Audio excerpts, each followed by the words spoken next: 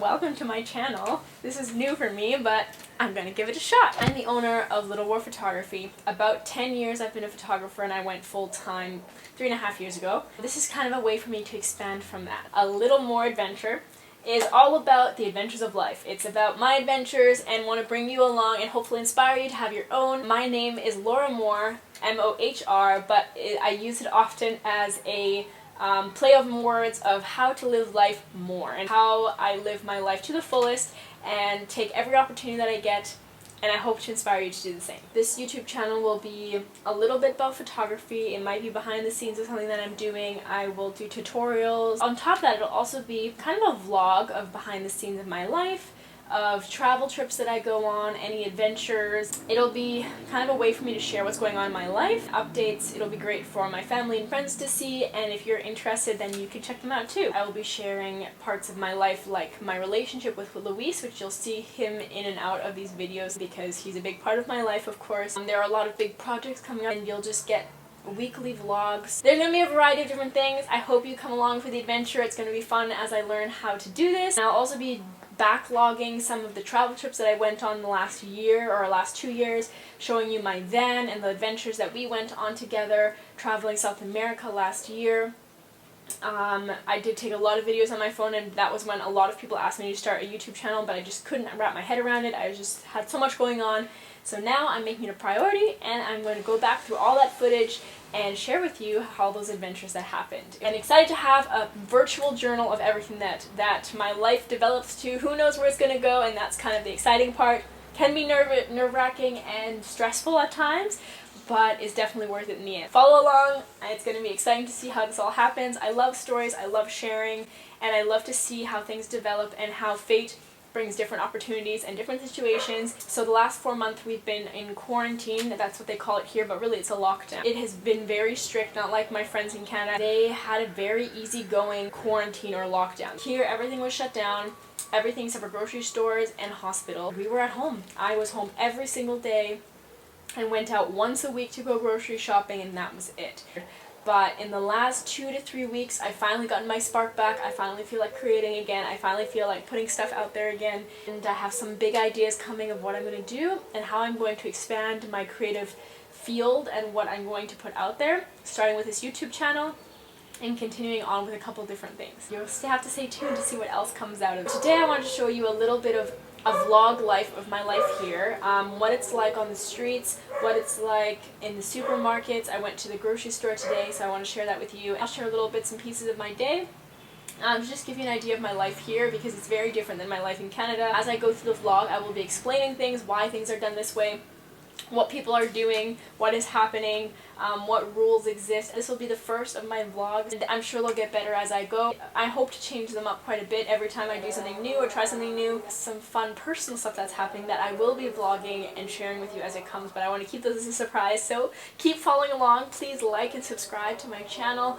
so that you see all the videos that I post. This channel will also be in Spanish and in English, so sometimes I'll be speaking English, sometimes I'll be speaking Spanish, but everything will be in subtitles. So I'll have subtitles when I'm speaking Spanish, and I'll have subtitles in Spanish when I'm speaking English. And I'm really excited for you to follow along on the journey.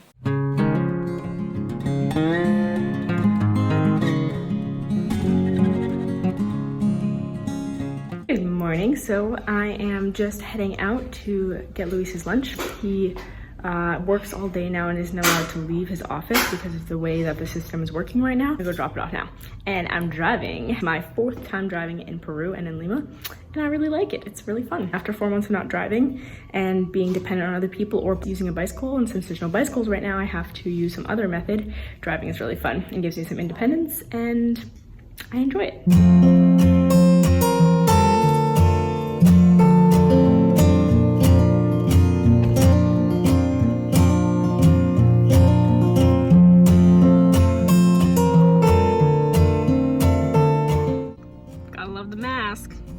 Mandatory, so I wear it around my chin and mouth so I can at least breathe normally, and then when I have to go somewhere I just pull it up. Here I go!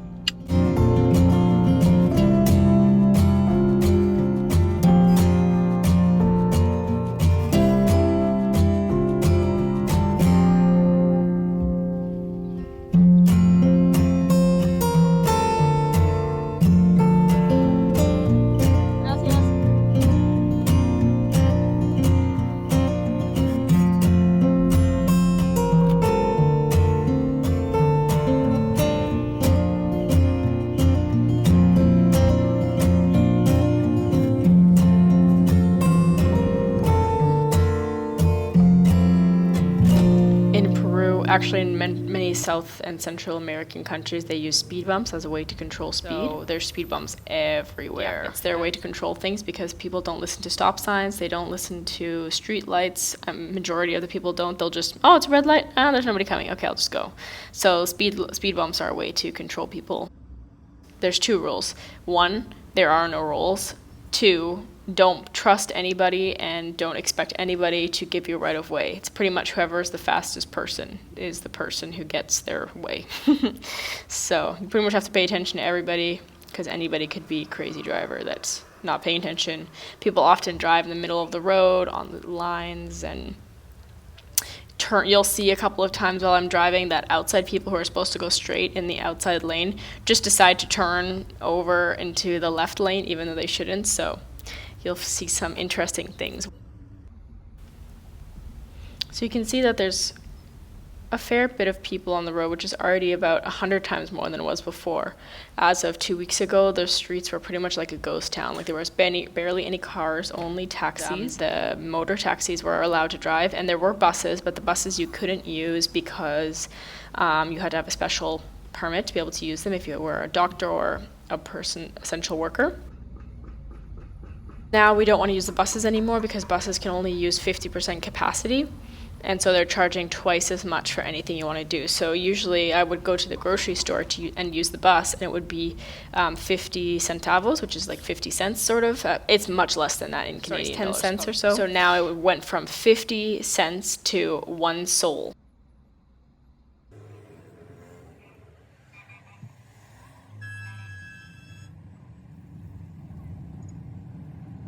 And you can also see that all the people are wearing masks, even in the cars. Everyone who's walking, everyone who's biking, on motorcycles, every single person is obligated to have a mask on.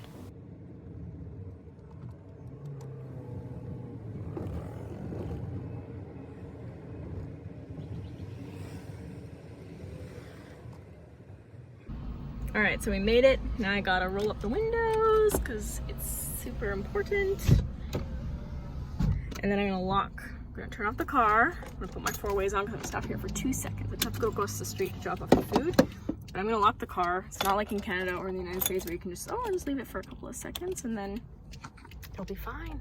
Got the lunch, gonna run across the street and drop this off.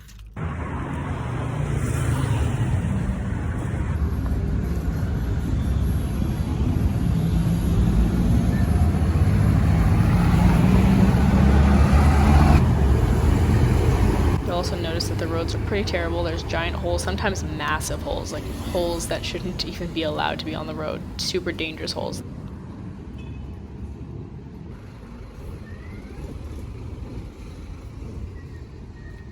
There's the car.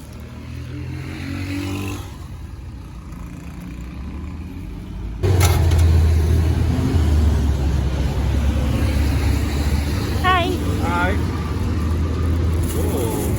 We got our lunch. Hi. I love you. How are you? I'm gonna go over there reluctantly. Thank you. Bye. Bye. You okay? Yes. How's your day? Good. Busy. Yeah? Good busy or That's too good. busy? Good busy. Okay, Bye. bye.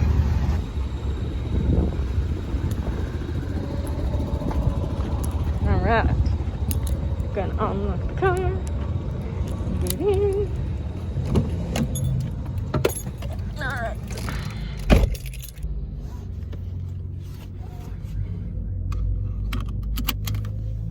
Alright, now I'm gonna go to the supermarket and get some things that we need, and I'll take you along. The streets are always really interesting. There's stray dogs and people going all over the place, and buses and cars and interesting ways to transport things. You'll see a lot of it, and some really broken down cars that you're surprised are even legal to drive. There's definitely more rules in Peru than other countries. For example, when I was in Guatemala and Costa Rica, people never wore helmets on their bikes, whereas here, the majority of the people do, and only once in a while you see them without. And I remember in Guatemala seeing 4 people on a bike, like a mother and father, and then 2 kids on a motorcycle. I have never seen that in Peru. So Peru is definitely much more regulated than in other countries in Central and South America.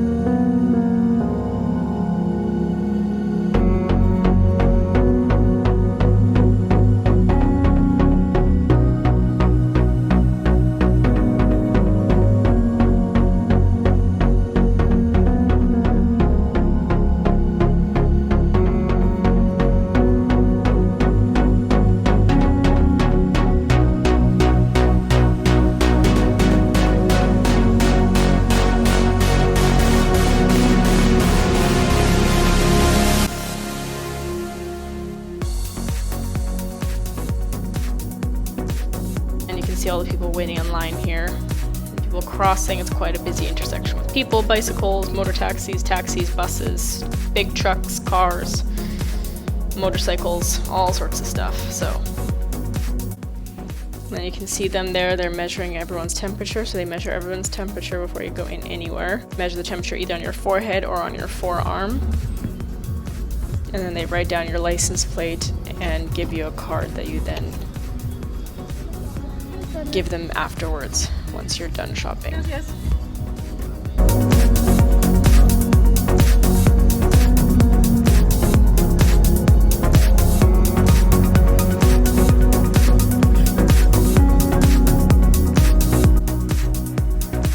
Hunting for parking is always fun.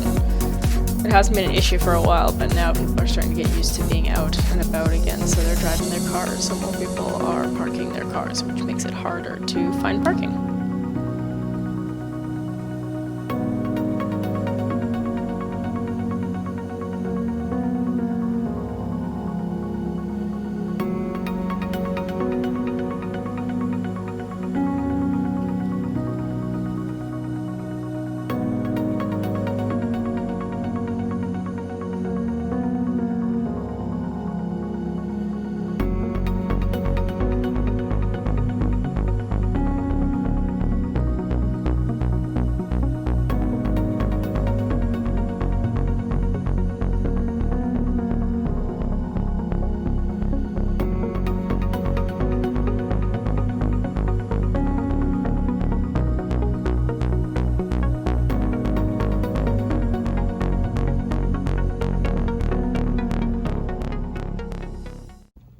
So until about 2 weeks ago, you couldn't drive your car. So all these parking lots were closed and you were only allowed to walk or bicycle. You could drive your car within your neighborhood to a degree, but we didn't. So we didn't use this car for the last 3.5 months. And then as of 2 weeks ago, you could start using it.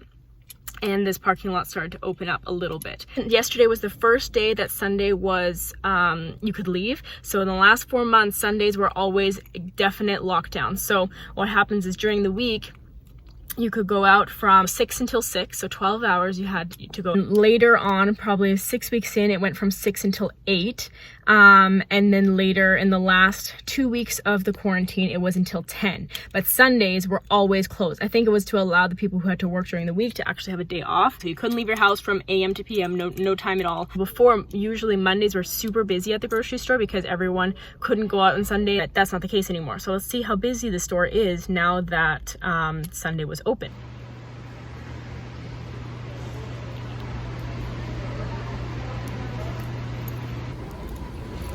Alright, so this is the mall, and you can see down there, look at all the parking spots that are blocked off to prevent people from parking and limit traffic. Here you can see all the stores are finally open, but there's a lot of restrictions. So you have to wear a mask, be 1.5 meters away. You have to disinfect your hands, and then you can also see that each store has a limit of how many people they can allow inside.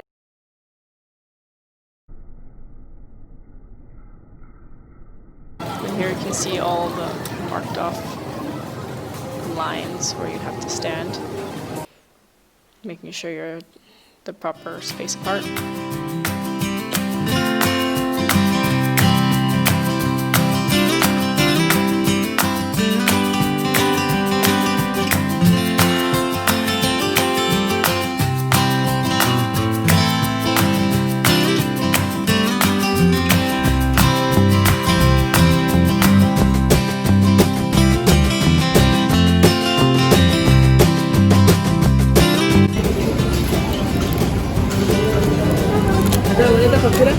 Ah, boleta. ¿Boleta? Sí. No tengo más tarjeta.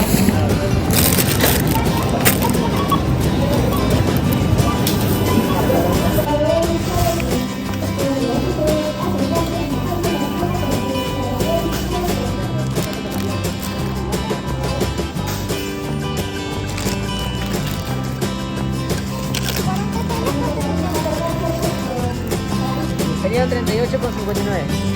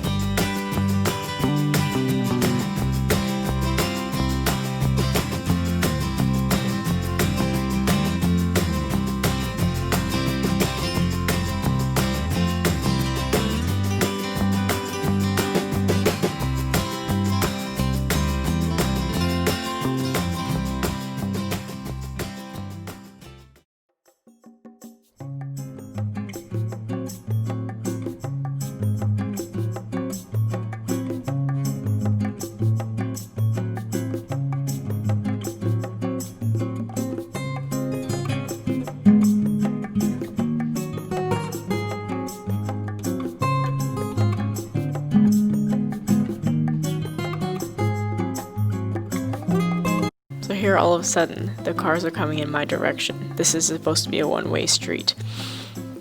And what happened is these painters here on the side of the road are painting new lines, so they blocked off this entire quarter, which is the exact quarter that I need to get into to get to the house.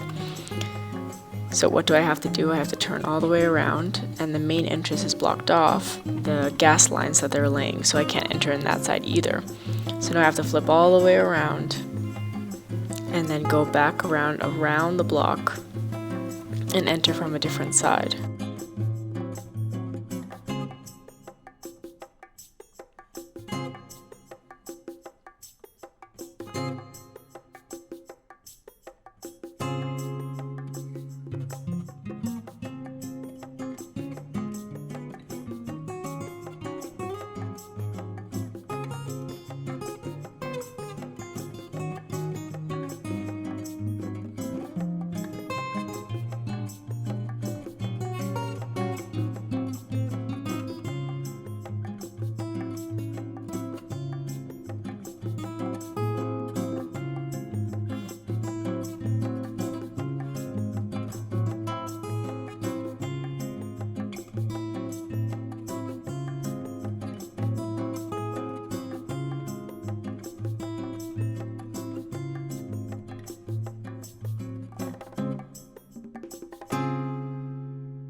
guys that I'm waiting for, they sell fruit and vegetables off of their truck. There's many people who do it. They do it out of their van, off the back of their truck. They have these huge speakers, like you can see on the top. They have a speaker on top of their vehicle. They will yell into their microphone so the whole neighborhood can hear it, saying something along the lines of papayas for sale, avocado for sale, chicken for 15 soles, something like that.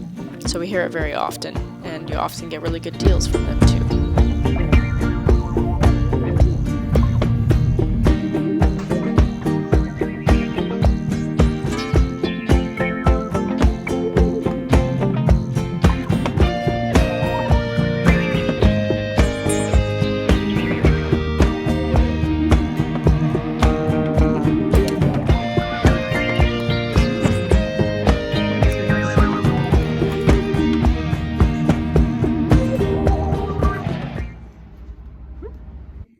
Okay, so I'm back. That was quite the journey to get back, but I did eventually make it. Good thing that I walk these quarters a lot and jog these quarters a lot, so I know which entrances are open and not. I wasn't actually sure if that door was going to be open, but I had a guess because there are a lot of workers working on that street to put in the gas lines, so I had a feeling that that door would be open. So I tried it and it was open, so I was lucky. So I could go around the park and flip around and go the back way through the entire enclosement to get to our street, because our street was the only one affected by the new lines being drawn. So it was quite the adventure. Now, all right, just finished recording my video.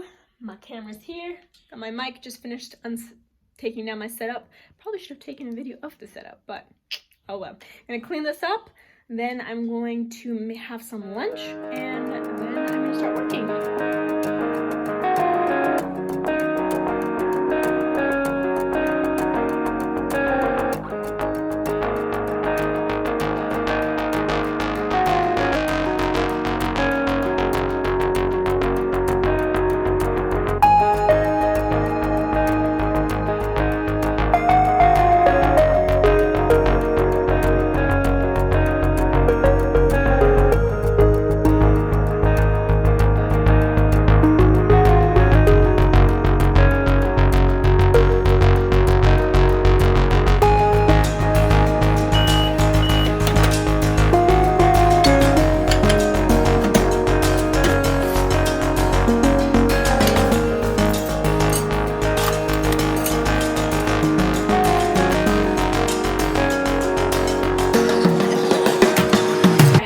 To-do list that I do every day, and something that I need to finish, or the things that I really want to finish for the day, and I checked them off as go because I love checking things off. It feels so good to just check it off. So I'm going to show you now. It's on my iPad because I'm paper free.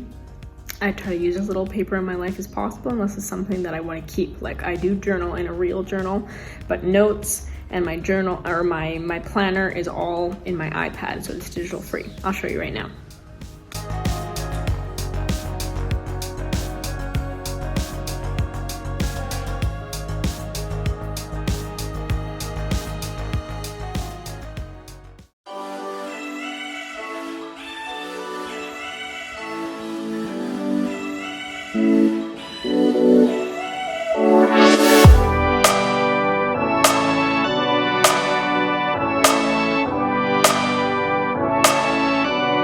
I decided I want to get a really quick sweet snack. The store closes at 6:30. It's the only one that closes so early, which is in 8 minutes. So I'm running off to the store. Oh, hey, look who's here! Luis just got back from work.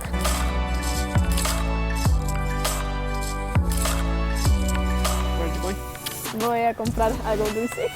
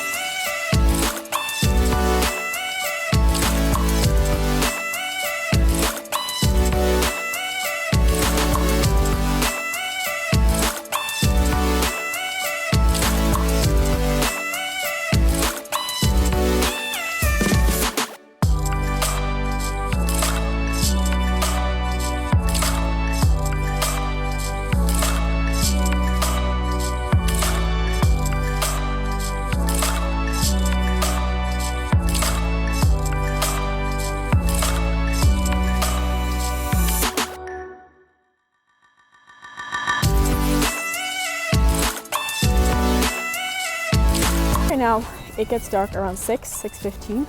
It doesn't alternate at all. It doesn't change no matter if it's winter or summertime, which I really don't like. And I really wish that it stayed brighter longer. In Vancouver, it's bright until 9:30 right now. And then in northern British Columbia, where I grew up, it's bright until 11, 12 o'clock, and then it's bright again at 3. So it's only 3 hours of darkness.